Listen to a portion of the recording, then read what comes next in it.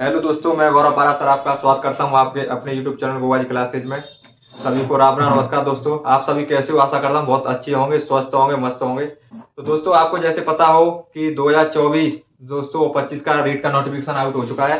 और अगर नहीं पता हो तो दोस्तों यहाँ से आगे आप यहाँ पे आपको सब जानकारी दी जाएगी कि सर नोटिफिकेशन में दोस्तों क्या जानकारी दी है, इसमें फॉर्म कौन भर सकता है, कौन फॉर्म नहीं भर सकता है, कौन इसकी क्या क्वालिफिकेशन रहेगी दोस्तों। और दोस्तों इसका ये आपको ये भी पता चलेगा फॉर्म कौन सी डेट से स्टार्ट हो रहे हैं, कब खत्म होंगे, कब तक इसके लास्ट डेट है। तो दोस्तों इस सबके बारे में दोस्तों हम यहाँ जानकारी लेंगे।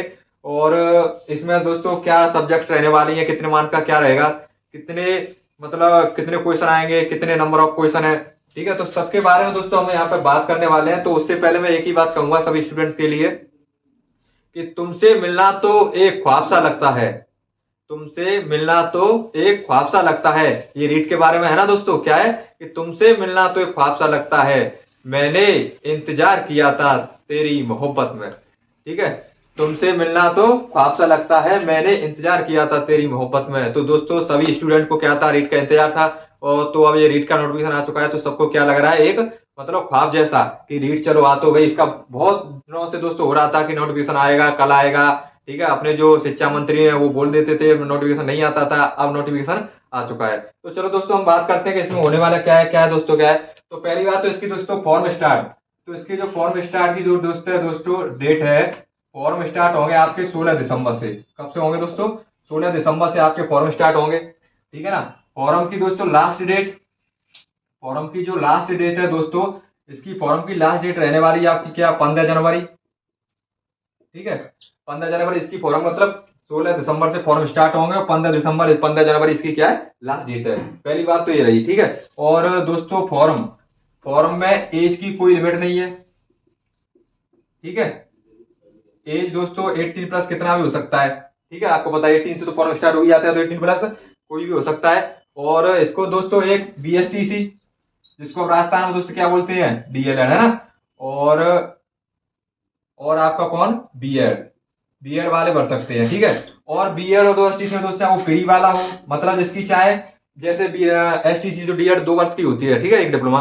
तो दोस्तों इसको क्या करते हैं कि जैसे फ्री हो, या तो पहली वर्ष में हो, या प्रथम वर्ष में हो, या द्वितीय वर्ष में हो, ठीक है। कोई भी भर सकता है, या तो प्रथम वर्ष हो या द्वितीय वर्ष हो, कोई भर सकता है। मतलब नीट पात्र पश्चात तो कोई भी दे सकता है। लेकिन मेन जो परीक्षा होगी, जो मेंस होगा दोस्तों, उसके लिए क्या है दोस्तों कि जो इसका रिजल्ट है वो पहले नहीं आना चाहिए, किससे, आपके जो डिप्लोमा या बीएड कर रहे हो उससे पहले, ठीक है। तो इसको तो कोई भी दे सकता है, लेकिन आपके इसके लिए क्वालिफाई, उसका मेन के लिए जब क्वालिफाई होंगे तो उसकी आपकी डीएड या बीएड पूरी हो जानी चाहिए, उसका रिजल्ट कब आए, बाद में आए, ठीक है। अब ये तो रहा ये। अब इसमें दोस्तों होता क्या है कि लेवल फर्स्ट और सेकंड, तो लेवल फर्स्ट और लेवल सेकंड, अब कुछ कंफ्यूज रहता है कि लेवल फर्स्ट और सेकंड है क्या, ठीक है। और इसमें कौन कौन सी सब्जेक्ट रहती है, क्या रहता है, तो दोस्तों इसके बारे में भी एक बार जानकारी ले लेते हैं।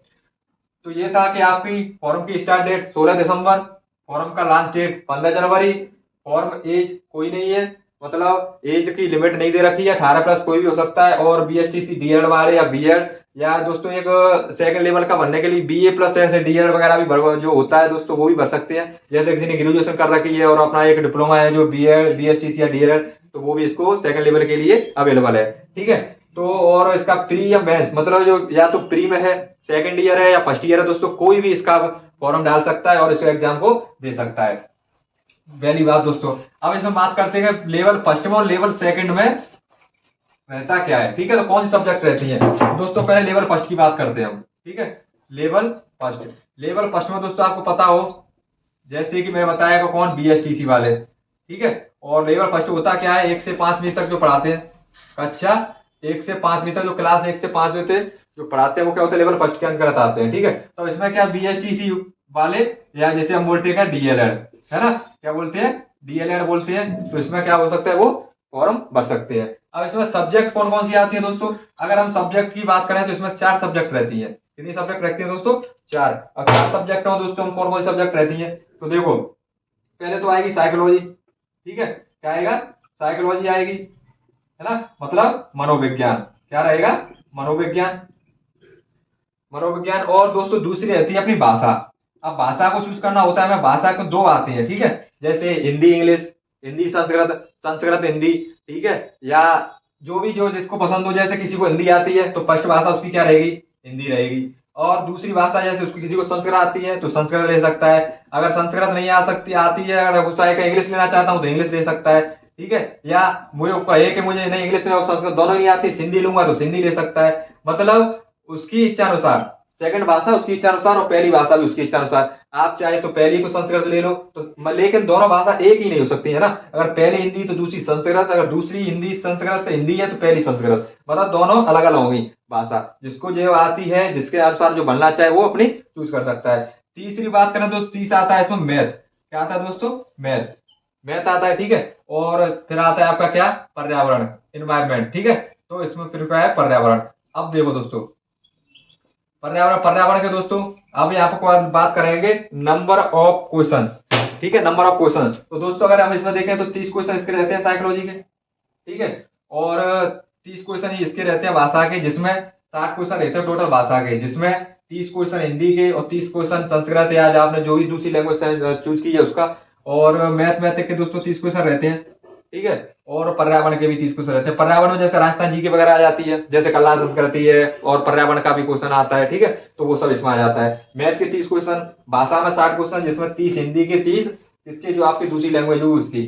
और साइकोलॉजी में दोस्तों 30 क्वेश्चन। अब जैसे कोई मेंस की तैयारी कर रहा है, जिसने पिछला कोई एग्जाम दे दिया, अब ये है कि जिसने रीट पात्रता परीक्षा 2022, क्या रीट 2022 दी है, तो वो क्या है दोस्तों, जरूरी नहीं कि इसे दे, लेकिन मैं तो यही कहूंगा कि रीट जिसने 2022 भी पास किया ना वो भी इसको दे। देना तो सबको ही है, चाहे जिसने ये पास की हो या नहीं की हो, सभी दो। क्यों, अगर ये माने चलो कि जैसे रीट है, ठीक है, किसी का डीएलएड बाद में हुआ है और इसका रिजल्ट पहले आ गया, तो हो सकता है उसको बाद में प्रॉब्लम हो, है ना, कोर्ट कचहरी का चक्कर लगाना पड़े। तो इसलिए क्या है कि इसका रूट 2024 का जो निकला दोस्तों रीट वाला सभी दो, है ना, इसको सभी को ही देना है। क्यों, अगर इसमें फेल भी हो जाते हो, माना चलो जैसे आप मैथ्स की तैयारी कर रहे हो, आपका 2022 का रीट पात्रता परीक्षा पास है, तो आप क्या करते हो, जैसे 2024 में फेल हो जाते हो, कोई बात नहीं, आप 2022 का लगा सकते हो। लेकिन अगर इसको देते हो, अगर बाद में अगर इससे 2022 से कोई प्रॉब्लम होती है तो कम से कम ये पास हो जाता है, तो आपको इसकी क्या है कि माइंड में हिचकिचबाजी नहीं रहेगी कि नहीं अब क्या हो गया, मतलब इसमें छूट मिलेगी कि नहीं मिलेगी, होने वाला क्या है कि जैसे आपकी डीएड बाद में हुई है, इसका रिजल्ट पहले आ गया, ठीक है। तो ये चीज तो इसको देना तो क्या है, सभी को दो, सभी फॉर्म डालो, सभी को दो, कुछ नहीं तो अनुभव तो मिलेगा, ठीक है, कम से कम अनुभव तो मिलेगा कि हाँ कि इस तरीके का एग्जाम आता है, इस तरीके का पेपर रहता है, ये पैटर्न रहता है, ठीक है। तो ये चीज तो याद रखना है। नंबर ऑफ क्वेश्चन टोटल कितने होते हैं दोस्तों, 150। अब पहली बात इसकी नेगेटिव मार्किंग नहीं होती, ठीक है, नेगेटिव मार्किंग तो होती नहीं है ना, नेगेटिव मार्किंग नहीं होती। तो ये भी एक नेगेटिव मार्क होती है 150 को। अब इसमें क्या ऑप्शन 5 आएंगे, है ना, तो 5 ऑप्शन में मतलब जैसे कुछ 4 ऑप्शन है, उसके बाद 5वां ऑप्शन आएगा। 5वां ऑप्शन का मतलब ये है कि 5वां ऑप्शन आएगा दोस्तों, तो उसमें क्या है कि 5वां ऑप्शन, चलो इसकी बाद में बात करेंगे ना। 5वां ऑप्शन मतलब ये है कि अगर आपने 4 क्वेश्चन है, इसमें 4 में तो ऑप्शन कोई नहीं करना है, तो 5वां तो आपको भरना ही भरना है, ठीक है, वो एक है। ये 5वां ऑप्शन का मतलब ये है कि जिसमें आपने 4 को ऑप्शन है, आपको 4 में किसी को नहीं भरना है, कोई नहीं आ रहा है, तो आपको 5वां तो भरना ही भरना है, ठीक है। तो वो होता है, अगर ऐसा नहीं होता है तो नेगेटिव मार्किंग होती है, उसका नेगेटिव मार्किंग लग जाता है कि उसने 5वां ऑप्शन नहीं भरा हो। तो ये है दोस्तों उससे आगे फर्स्ट लेवल वाला का 150 number of question, 150 question of प्रत्येक साइकोलॉजी का 30, लैंग्वेज शायद और मैथ का 30 और पर्यावरण जैसे एनवायरमेंट बोलते हैं क्या है 30, ठीक है। और हिंदी दो भाषा दोस्तों मैंने बताया कि हिंदी संस्कृत दोनों को अलग अलग चूज करना होगा। पहले हिंदी चूज कर सकता है तो दूसरा संस्कृत, हिंदी इंग्लिश कुछ भी हो सकता है। लेकिन अगर पहली संस्कृत है तो दूसरी हिंदी लेनी पड़ेगी, पहली इंग्लिश है तो दूसरी हिंदी या संस्कृत, जिसको जैसा आए, जैसे किसी को हिंदी आती है, किसी इंग्लिश आती है, किसी को संस्कृत आती है, जो जैसा जानता है वो वैसे उसी तरीके से लैंग्वेज चूज कर सकता है, ठीक है। और एग्जाम के अंदर भी यही चूज करना होता है, उसी के अनुसार देना होता है। अब दोस्तों बात करें हम सेकंड लेवल की।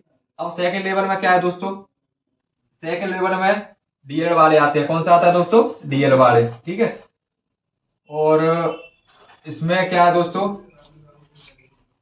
भाषा वही रहती है, साइकोलॉजी वही रहती है, भाषा भी यही है। अब इसमें क्या होता है दोस्तों, ये से उसमें विशेष विशेष शिक्षा, मतलब विद्यालय विषय, विद्यालय विषय जैसे किसी ने कॉमर्स से किया है, कोई मैथ से है, कोई किसी से है, तो वो इसका का दूसरी विषय, ठीक है। तो विद्यालय विषय रहेगी, इसके क्वेश्चन के दोस्तों कितने रहेंगे 60, कितने रहेंगे दोस्तों 60। तो इनका भी नंबर ऑफ क्वेश्चन कितना होता है, इसको कौन देता है दोस्तों, बीएड वाले, कौन देते हैं, बीएड वाले। इसके भी नंबर ऑफ क्वेश्चन कितने रहते हैं 150। लेकिन इसमें क्या होता है विद्यालय विषय, जैसे किसी ने कॉमर्स से किया है बीएड, किसी ने मतलब कॉमर्स जैसे एसएससी में आ जाता है, कोई मैथमेटिक्स से करता है, कोई साइंस करता है, तो वो सब इसमें, ठीक है। और वही लैंग्वेज रहती है इसमें भी, और 60 एक है साइकोलॉजी। तो ये सिलेबस रहता है सेकंड लेवल का। दोस्तों आशा करता हूँ कि आपको समझ में आया होगा। तो रीट पात्रता 2024 का दोस्तों फॉर्म तो सभी को डालना है, जिसने 22 की भी पास की हो वो भी फॉर्म डाले, और पेपर तो सभी को देना ही है, कुछ नहीं तो रफ तो मिलेगा। ठीक है। और फिर बाद में क्या होता है कि 2022 का जिसका डीएल बाद में फिर से बोलता हूँ, डीएल बाद में हुआ हो और इसका रिजल्ट पहले आ गया हो, तो हो सकता है कि प्रॉब्लम क्रिएट हो जाए बाद में जाकर के, तो उसमें क्यों ही लफड़े में पड़ना। तो ऐसा ही है कि सबको 2024 वाला देना, अगर पास नहीं हुए तो पहली वाली तो आपके पास परीक्षा है ही, अगर हो जाते हो तो अच्छा ही है। ठीक है। तो दोस्तों ये है आपका रीट का 2024 और 22 का जो नोटिफिकेशन आउट है माध्यमिक शिक्षा बोर्ड अजमेर द्वारा, कर्मचारी बोर्ड। तो दोस्तों ठीक है, धन्यवाद। और इसको शेयर करो ज्यादा से ज्यादा, सभी फ्रेंड्स को सभी को बताओ, जिससे कि हाँ सबको पता चले कि हाँ रीट का नोटिफिकेशन आ चुका है, और लग जाओ सभी पढ़ाई में। तो चलो दोस्तों, बात करते हैं अगली वीडियो पे जो आपकी आएगी, और नोटिफिकेशन को ऑन कर लेना, जिससे आप तक सबसे पहले नोटिफिकेशन आप तक पहुंच सके और आपको पता चल सके जो भी वैकेंसी निकलने वाली है। और 2022 तो दोस्तों आपका बहुत अच्छा साल रहने वाला है, क्योंकि इसमें जेल प्रहरी और चतुर्थ श्रेणी की भी दोस्तों 50,000 लगभग भर्ती आई है, जेल प्रहरी की भी है, ड्राइवर की भी है, पुलिस राजस्थान पुलिस वगैरह सब, मतलब 2025 का साल बहुत अच्छा रहने वाला है। ठीक है। तो तैयारी करो अच्छे से, खुश रहो, मस्त रहो, धन्यवाद।